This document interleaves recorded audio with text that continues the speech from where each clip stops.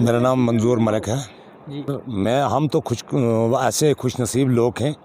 پہلے تو بد نصیب تھے اور آج میڈیا کی وسالت سے ہم خوش نصیب لوگ ہیں. ہماری یہ روڈ بد نصیبی سے یہ نواڈ میں آئی ہے. اسٹیٹ گورنمنٹ ہماری بیچاری غریب ہے, ان کے پاس پیسہ نہیں ہے. یہ 3 کلومیٹر 2007-8 سے یہ روڈ نکلی ہے مغل ڈاب سے اعظم آباد 3 کلومیٹر, اور سب سے پہلے یہ روڈ ہے جس کی یہ خستہ حالت ہے اور اس میں پیسہ نہیں ہے. ہم یہ کہیں گے گورنر انتظامیہ سے کہ جناب والا اگر جناب کے پاس پیسے نہیں ہیں تو ہمیں سینٹرل گورنمنٹ کو یہ ہماری روڈ کا یہ پلان بھیج دیں تاکہ ہمیں پیسہ دے, تاکہ اس روڈ کی کوئی ڈیولپمنٹ ہو. ہم ڈی سی صاحب سے بھی گزارش کریں گے, ڈی سی صاحب جناب کے پاس بہت فنڈز ہیں. اس وقت جو حال میں ٹھیکیدار لگا ہے, اگر اس کو 10-20 لاکھ روپیہ دے دیں تو تھوڑا سا کچھ نہ کچھ کام اس کا ہو جائے گا. یہ ڈنگے آر وال بیر وال ہو جائے بی وال ہو جائے گی.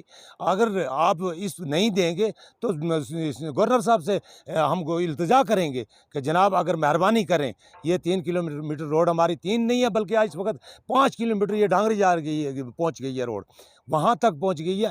اس روڈ کا بہت حالات خراب ہے, اس روڈ سے ہم بہت پریشان ہیں. جی میرا نام ہے عبدالسبحان ثنا محمد شیخ, وارڈ نمبر 4.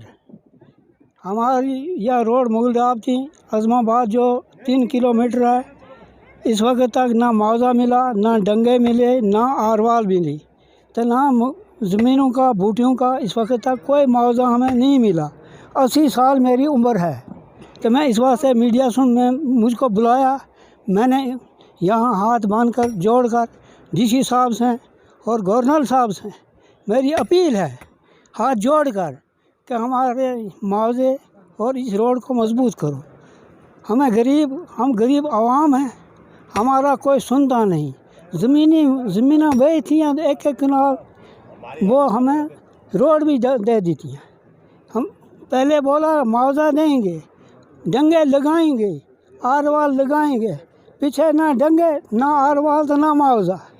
تو مہربانی کر کے ڈی سی صاحب سے ہاتھ جوڑ کر میں کہتا ہوں کہ ہمارا تعاون جو ہے پورا دے.